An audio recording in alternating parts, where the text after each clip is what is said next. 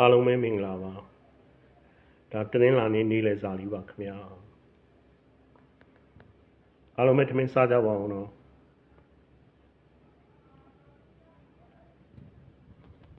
ဒါစက်သားနဲ့မုံငင်းညင်နဲ့ကြော်တယ်ဗျာစက်သားနဲ့မုံငင်းညင်နဲ့ကြော်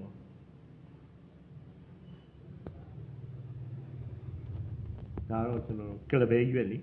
ကလဘဲရွက်ကိုရင်နှွေးဖြောပြီးတော့တုတ်ထားတယ်ဗျာကလဘဲရွက်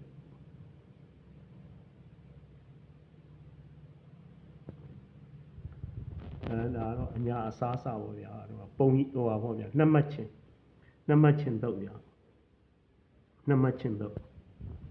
အညာအစားစားနှစ်မှတ်ချင်းတုတ်ပါ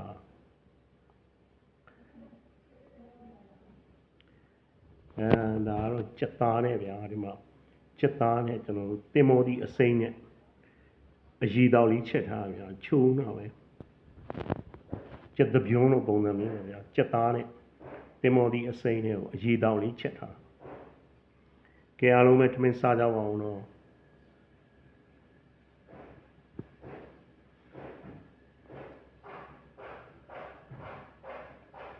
စက်သားနဲ့တင်မောဒီအစိမ်းနဲ့ကိုအရီတော်လေးချက်ထားတယ်ဗျာချိုးနေအောင်တင်မောဒီက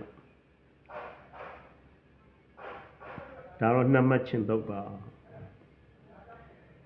ဒါတော့ကလဘဲရွက်ကိုကျွန်တော်တို့ရင်နှွေးဖြောပြီးတော့တုတ်ထားတယ်ကလဘဲရွက်ဒါစက်သားနဲ့မုံငင်းညင်နဲ့ကြော်ပါတယ်တနင်္လာနေ့နေ့လယ်စာလေးပါခင်ဗျာအားလုံးထမင်းစားကြပါအောင်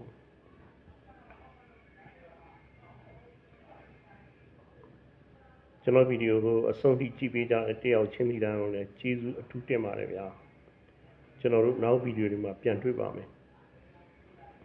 ကဲအားလုံးပဲဘိုင်ပါ